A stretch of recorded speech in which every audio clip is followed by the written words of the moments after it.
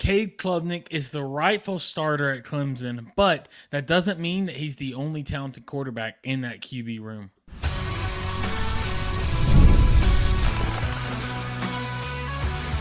You are Locked On Clemson, your daily podcast on the Clemson Tigers. Part of the Locked On Podcast Network, your team every day.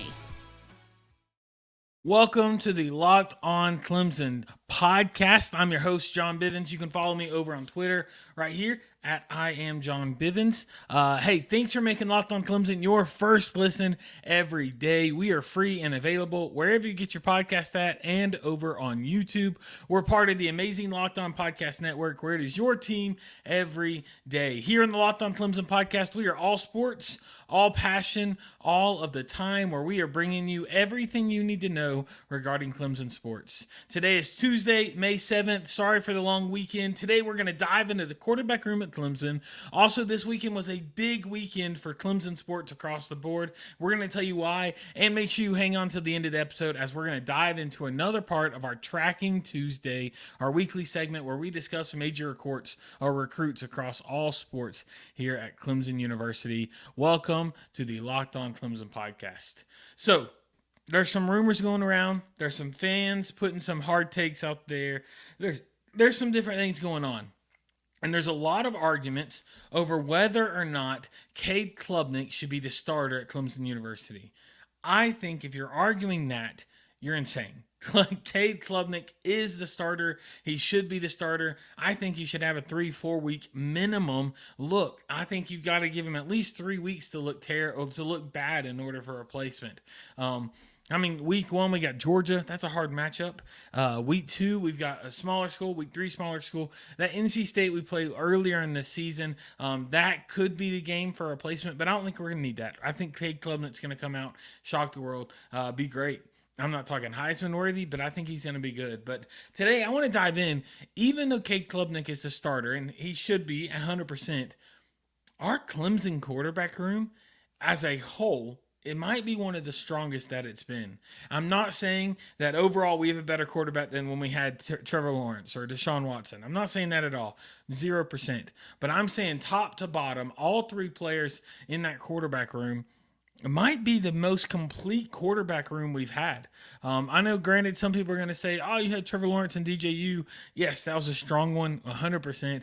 But DJU didn't prove himself. When you look at Clemson play, we're not looking at you can't look at what he did at other schools. When you look at what he did at Clemson, I don't know if he's there. But so I just want to dive in. Let's just jump right in and see what am I talking about? Well, number one, we'll start at the number 3 on the roster spot.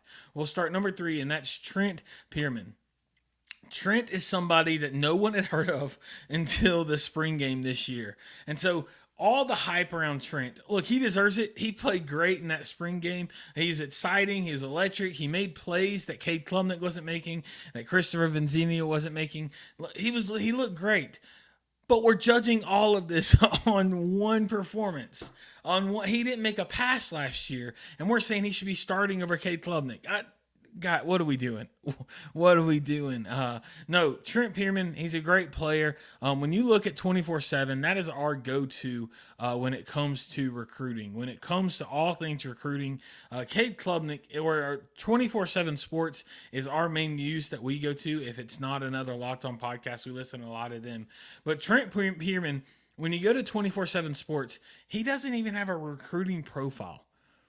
He doesn't have one. Like usually when it says as a prospect, they'll give you your rankings, quarterback ranking, South Carolina ranking, all that. He doesn't have a major recruiting platform. He only has he had one other offer that he listed at UAB, but he enrolled and he accepted over at Clemson.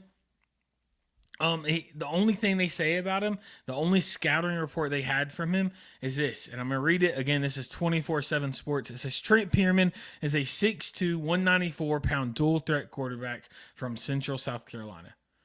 That's it. So Trent Pierman, look, he's great. He's a great player, but he's not what we need him to be, right? He's not this major player. He's not someone that's going to take over for Cade unless something amazing happens. I mean, he definitely could, and that'd be awesome if he did. But yeah, he's a great player. I think his biggest strength is when he goes out there, he lays it on the line. He's not scared of the pressure. You look at the spring game, he wasn't scared of the pressure. He wasn't scared of anything like that. He went out and played with his heart. He played for it all. He knew he wasn't going to get all opportunities, and he took advantage of it. His biggest weakness, we haven't seen him in a real game. We don't know what he is. He's a junior this year. We don't know. He could be amazing. He could be terrible. We're not sure where he's at. So that's Trent Pierman, number 3. He's going to be good, though. I do think he's talented. I think he could start at many other schools, even in the ACC. He's going to be good. Number 2, and some people think Trent Pierman should be number 2. I don't think he is now, unless he's just having an excellent spring workouts. Number 2, in my opinion, and what it was last year, is Christopher Vinzenia. Man, this guy's going to be special. Christopher, this is his second year there at Clemson. He's great. He committed in April of 2022, so he was there all year last year. When he came in, he was a 4-star prospect, 95 recruiting score from 24/7. He was the 10th quarterback, 10th person in Alabama, and 103rd nationally. He was a good player. He came in as a great spot. This is again 24/7 from Cooper Patagna over there. They said that he possesses adequate size and frame for the position. He's 6'3", 200 pounds, has a frame to add additional weight to his body. Displays good athleticism in the pocket, average mobility as a runner, appears to a loose, compact throwing motion. So when it looks at Christopher Vinzenia, he's talented. I think he's someone that developing more, he could easily be a starter. I think if we're not careful, we could see him transferring out.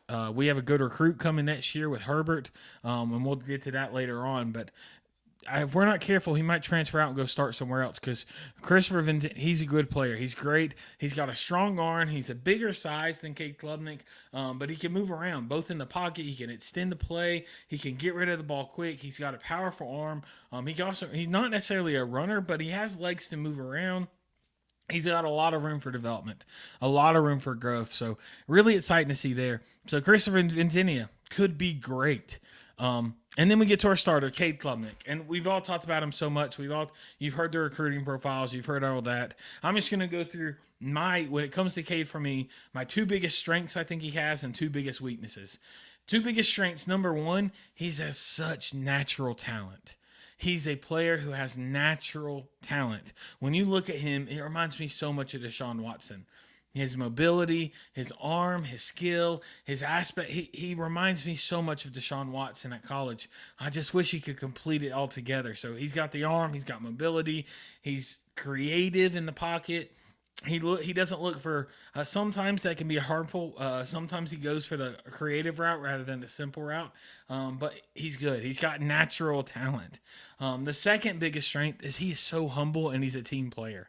I can't stand a cocky, arrogant player. I don't know this. I'm going to mention a player. I don't know him personally, so I can't judge this person. I can just say the image that he gives off, both to teams and in college and to fans. And the image that Caleb Williams gives off, the number 1 draft pick, is someone that that is never helpful and is never healthy for a college football team. That drama, arrogant, I'm the best and I know it, that attitude, that doesn't fit Clemson culture. Cade Klubnik, his mentality, his characteristics, his attributes is one of Clemson. It is the definition of Clemson culture. So I think he's got the components. He's got the skill. He's got the mindset. Now it's time to put them together. His 2 biggest weaknesses are, 1, I think his mental side. I'm not saying he's dumb. I don't think he's dumb. I think he's incredibly smart. You listen to interviews with him, you can hear how smart he is. But there's sometimes I worry about the decision making. There's some times where it'll be 3rd and 5, an easy curl route, 6 yards down for an easy completion, and he'll throw it 20 yards into double coverage. And you can be like, oh, he doesn't. No, there's footage. Go back and watch. So many times there's like that. Sometimes he tries to get that creative. He gets confidence in his arm, so he airs it out. Sometimes he goes for the superstar play when he could just make consistent routine plays to get the first down, to get step by step. He tries to go for the home run a lot, or he tries to go for the superstar. He just tries to go for what he sees rather than processing through, taking different looks, that kind of aspect. So I think that was his number 1, is just the mental side. Again, not intelligence level, just putting his skill matching with ability and matching with on-field play. His second biggest weakness is the offensive line. Guys, the offensive line at Clemson has struggled. The past 2 years, we've gave up 28 sacks. Last year, we lost 215 yards just on sacks. The year before, we lost 176 yards just on sacks. To put that in perspective, in 2020, when we won the national championship, we were sacked 20 times for 153 yards. In 2016, great team there. We were sacked 20 times for 114 yards. 2018, great team but didn't win it. We were sacked 17 times for 115. Compared to this year, 28 times for 215 yards. Couple of those is on Cade making dumb plays, but majority of that is offensive line. The offensive line needs improvement, and I think we've hired some coaches, we've brought in some players. I think they've answered that trade. But bottom line is this: Clemson is in a spot where their quarterback room is talented. Our quarterback room that has 3 quarterbacks that could start at multiple Power 5 conferences. While Cade is the starter, and we feel confident in him starting it, we have a very talented quarterback room at Clemson University. In just a moment, we're going to keep this conversation going, and we're going to talk about how great of a weekend Clemson sports had throughout. And so we'll be back with that and so much more in just a moment. It's playoff time in the NBA and NHL. Baseball's in full swing, and FanDuel is your number one place to bet on every game. I'm telling you, folks, FanDuel is the number one sportsbook in America, so you shouldn't waste any time trying any of those other apps. So here's what I need you to do. Right now, new customers get $150 in bonus bets. Guaranteed. Yes, I said $150. That's $150 win or lose. And I'm telling you, you can bet on anything because right now is the perfect time. Like I mentioned, the playoffs going on. NHL playoffs is going on. Baseball is going crazy right now. So you can bet on anything from slap shots to home runs to slam dunks and much, much more. All on the app that's super safe, secure, and super easy to use. So what are you waiting for? Visit FanDuel.com/locked-on. That's FanDuel.com/locked-on, LOCKEDON, and make your first bet an automatic win because FanDuel is America's number one sportsbook. Welcome back to the Locked On Clemson podcast. Hey, this weekend was huge. This week, when you look top to bottom, and when I say weekend, I mean Friday to Monday, because sorry about no episode yesterday. If you're a praying person, my father had surgery, so lift him up. That'd be awesome. But anyway, so this weekend was huge for Clemson sports. Let's just start off with baseball. Our baseball team is playing so well right now. I mean, goodness, they're playing well. So they played this weekend. They had a series against Georgia Tech, and it was a good weekend. It was a very good weekend. I would have put it down as a success. I mean, they won the series. We played Friday. We had the doubleheader. We played that first game, won 11-4, and then Friday, the second game, we played another one. We lost 12-14, 26 combined runs. Gosh, let's look at that. Friday alone, we scored 23 runs, and we walked away 1-1.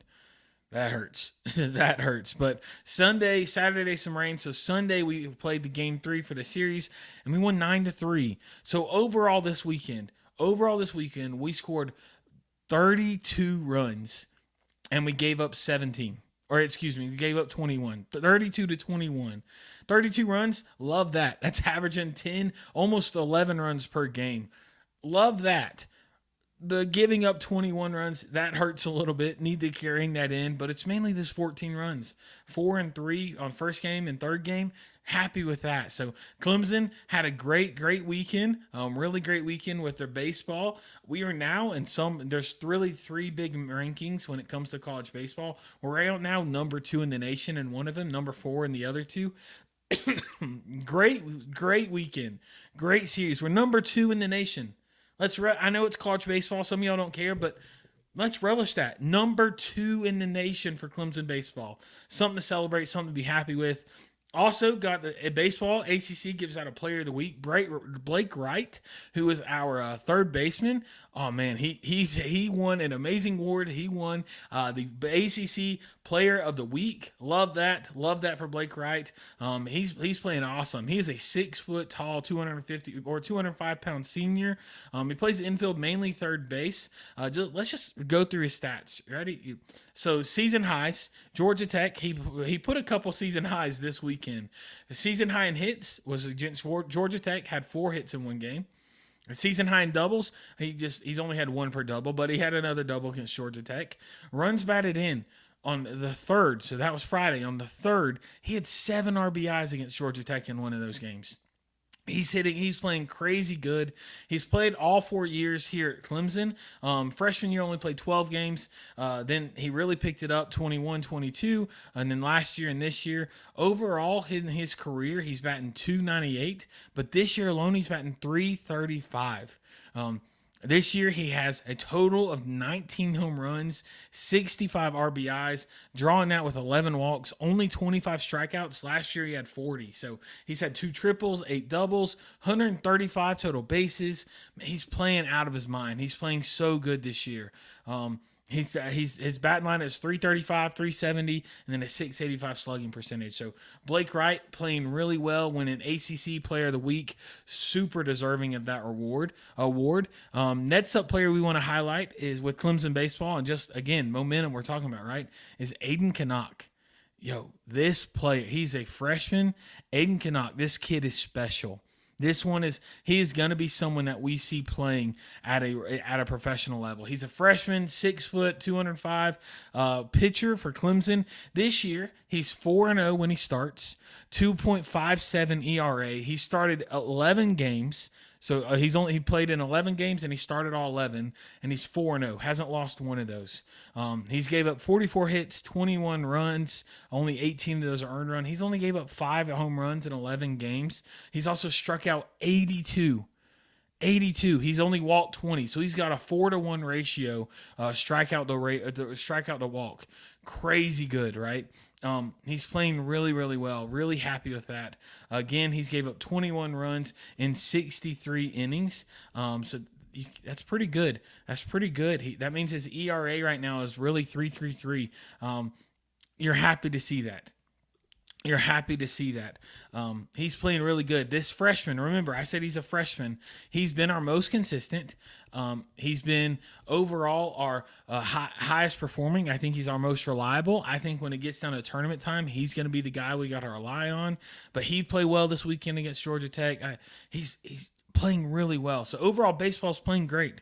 Tonight, they have a big game. They got against UNC Charlotte, who's a great team. I think they're underrated, but they got a great big game against them in Truist Park in Charlotte, which, by the way, if you live within 4 hours of Charlotte, make sure you hit that Truist Park. That is one of the best parks in the nation with that background, beautiful skyline. It's amazing. But anyway, baseball's playing well. Had a great weekend, great momentum. They got the game tonight. They got a big weekend series this weekend against Wake Forest. 2 top 15 teams going up against each other.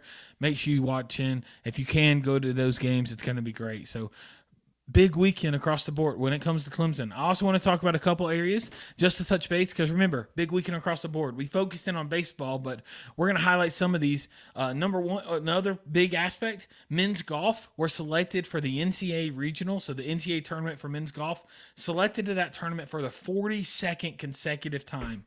42 years.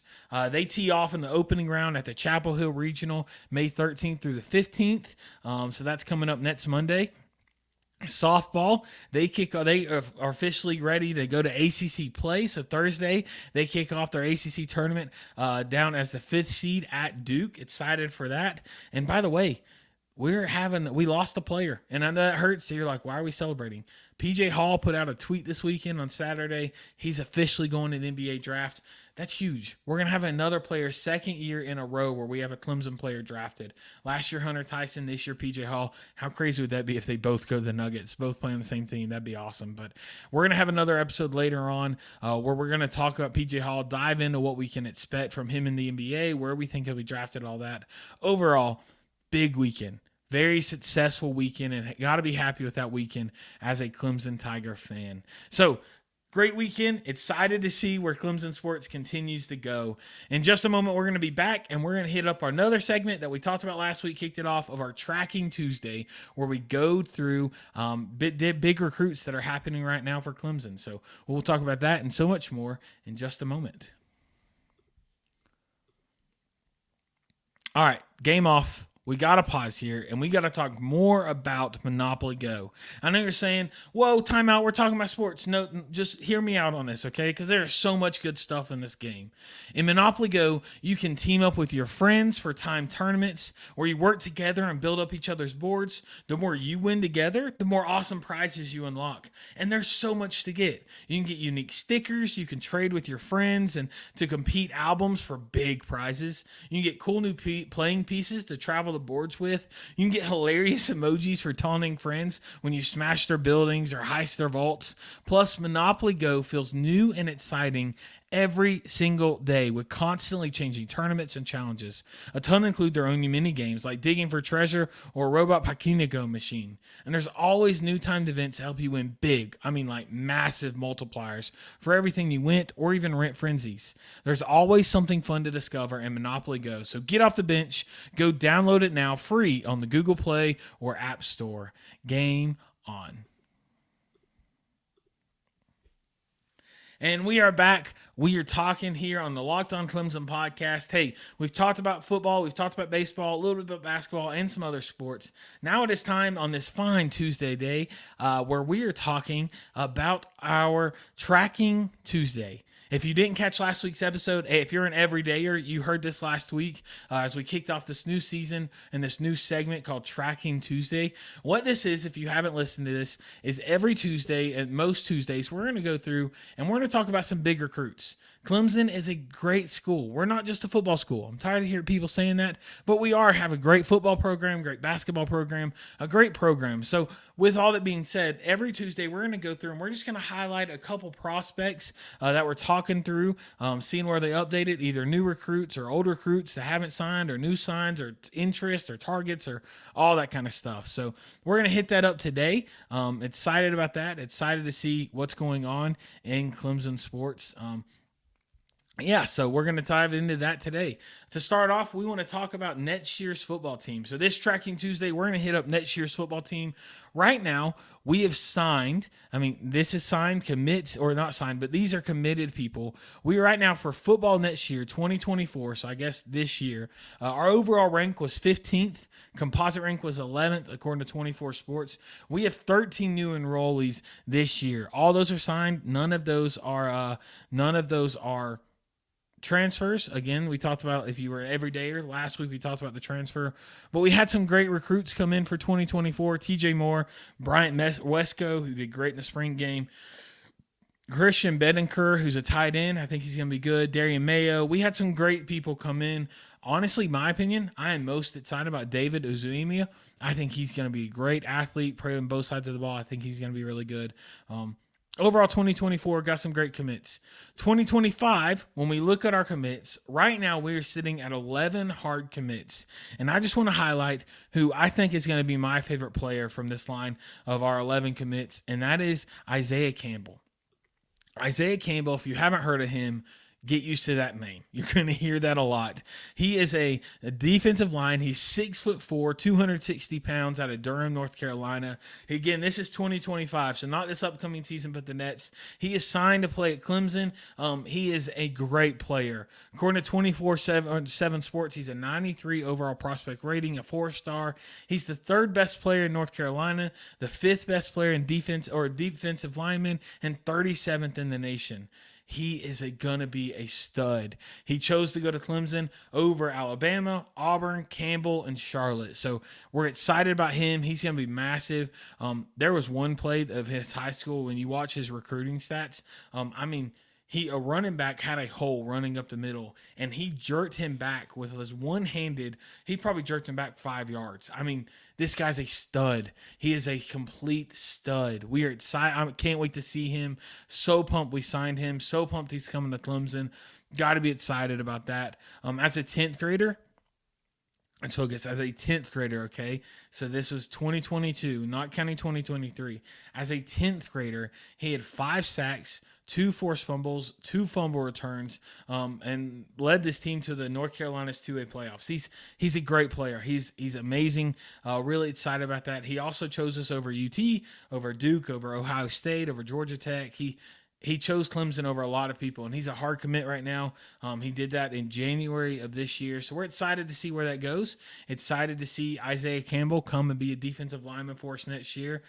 Isaiah, welcome to DLU. Dabo Swinney has a way of working magic when it comes to our defensive line, so excited about that. Now, he's probably my number one commit so far when it comes to Clemson sports, when it comes to Clemson football. My second favorite, who we'll talk about next week, is Carlton Preston.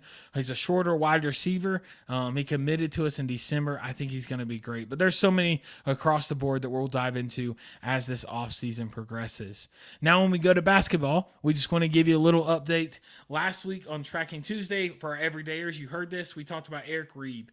He is a 7-foot power forward from Maryland. We're interested in him. He's probably Clemson's number one recruit right now that they're trying for. 89 composite, 5th out of Maryland, 135th in the nation.